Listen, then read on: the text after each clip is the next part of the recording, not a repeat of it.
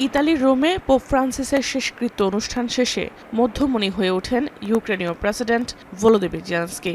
মার্কিন president Donald Trump, যুক্তরাজ্যের প্রধানমন্ত্রী কিয়ার স্টারমার, ফ্রান্সের প্রেসিডেন্ট ইমানুয়েল ম্যাক্রো, ইতালির প্রধানমন্ত্রী জর্জিয়া মেলানি, ইউরোপিয়ান ইউনিয়ন কাউন্সিলের প্রেসিডেন্ট উর্জুলা ভন দের লায়েন সহ বেশ কয়েকটি দেশের সরকার ও রাষ্ট্রপ্রধান একান্ত সাক্ষাৎ করেন জেলেনস্কির সঙ্গে।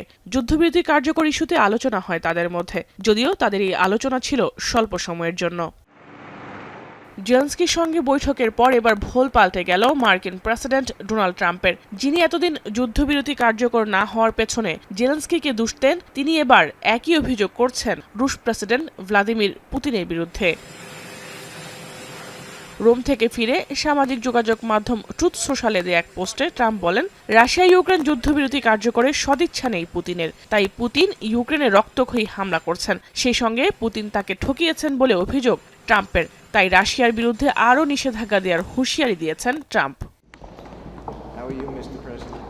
যদিও এর মাত্র একদিন আগেও রুশ প্রেসিডেন্ট ভ্লাদিমির পুতিনের সঙ্গে বৈঠক করেছেন মার্কিন দূত স্টিভ উইটকফ। সেখানে ইউক্রেনের সঙ্গে শর্তহীন আলোচনায় বসার বিষয়ে রাজি ছিলেন পুতিন। এছাড়া শনিবারও বিষয়টি নিশ্চিত করে রুশ প্রতিরক্ষা দপ্তর ক্রেমলিন।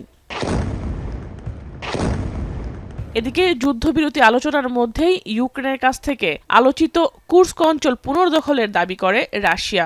৮ মাস আগে এই অঞ্চলটি ইউক্রেন রাশিয়ার কাছ থেকে দখলে নিয়েছিল। রাশিয়ার সামরিক প্রধান শনিবার রুশ প্রেসিডেন্টের সঙ্গে এক ভিডিও কনফারেন্সের সময় ঘোষণা দেন, যেখানে তিনি বলেন, রাশিয়ান সৈন্যরা ইউক্রেনীয় নিয়ন্ত্রণাধীন কুর্স্কের শেষ গ্রাম গোর্নাল মুক্ত করেছেন।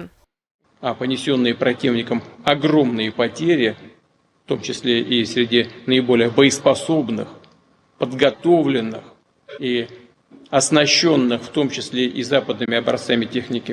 তবে ইউক্রেনের সামরিক বাহিনী তাৎক্ষণিকভাবে রাশিয়ার এই দাবি প্রত্যাখ্যান করেছে। তাদের সৈন্যরা এখনও কুর্স্ক অঞ্চলে লড়াই করে যাচ্ছে বলে জানায় কিয়েভ।